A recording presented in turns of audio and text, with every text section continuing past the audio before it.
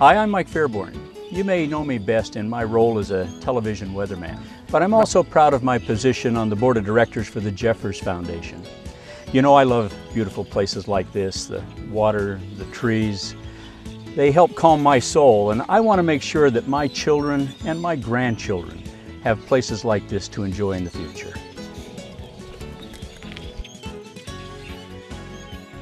The Jeffers Foundation seeks to educate children to be good stewards of the earth.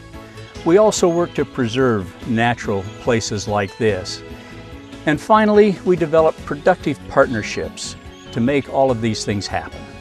First and foremost, we work with school districts, cities, and other organizations to ensure that our children will become good stewards of the environment. So what does that really mean? Let me give you a few examples. The state of Minnesota has recently developed new standards for science education in the classroom.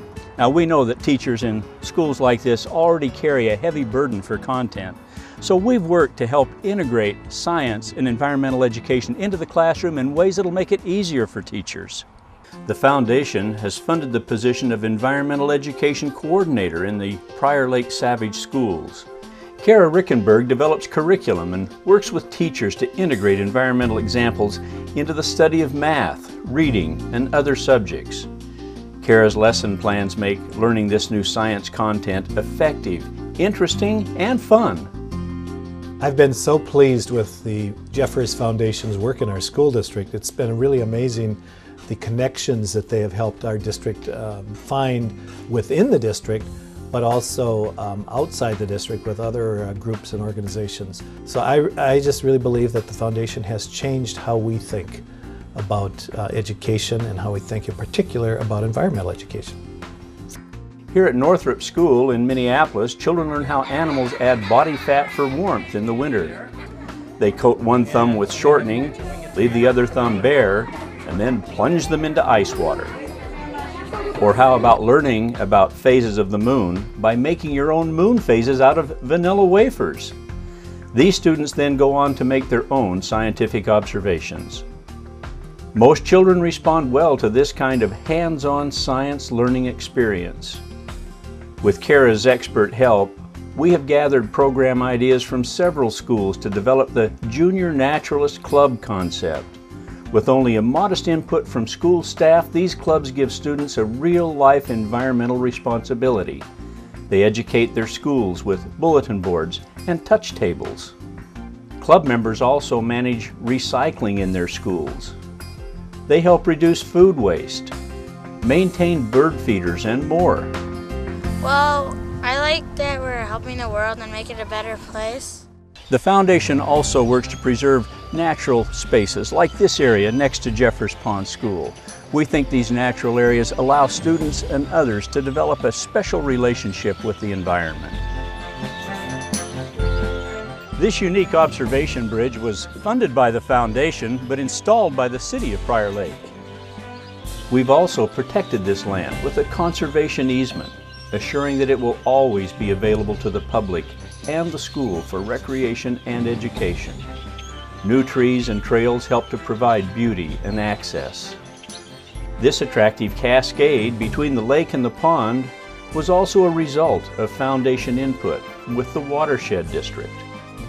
We're also working on providing natural spaces adjacent to other school buildings in the area. You know, we're proud of the positive impacts that our programs have had on their communities, but really, none of these things would happen without the productive partnerships that these communities are willing to enter into with Jeffers. The City of Savage is currently working on the McCall Environmental Education Facility with our seed money. The partnership started with a $500,000 contribution that was offered by the Jeffers Foundation. In exchange, the city was responsible for designing a facility that could be used for educational purposes. The city is also setting aside about 20 acres of property into conservation easement. 10 acres of that property is adjacent to our environmental learning site here at McCall Pond, and another 10 acres is adjacent to Redtail Ridge Elementary School. Without the contribution from Jeffers Foundation, it's pretty safe to say that this project would not have happened. We recently partnered with the College of St. Catherine's to give education students an early taste of classroom experience. We called the program EcoStars. These enthusiastic prospective teachers help the experienced in-service teachers teach lessons to meet the new science standards, and the responses have been very positive. We also partner with Orono Public Schools in supporting their Big Island Institute.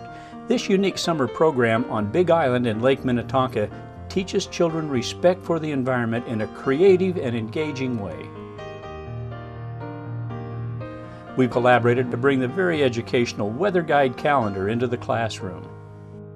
We've encouraged exchanges between schools, allowing inner-city schools to visit our special nature preserves and bringing suburban students into the city to learn alongside their inner-city peers. The other thing that I think this Jeffers Foundation partnership with the Prior Lake Savage Area Schools has done has we start thinking differently in all we do about partnerships. We always ask, as a result of the work that we've done with that foundation, well, how else can we partner with others, not just to get additional resources, but also to give? What do we have to offer to others as well? Well, there's much more that the Foundation does. This is just a sample of the legacy of the Jeffers Foundation. In fact, the bench I'm sitting on was placed here at the request of someone who experienced the healing powers, the restorative powers of being here in these woods. And yes, the bench too was a Jeffers Foundation project.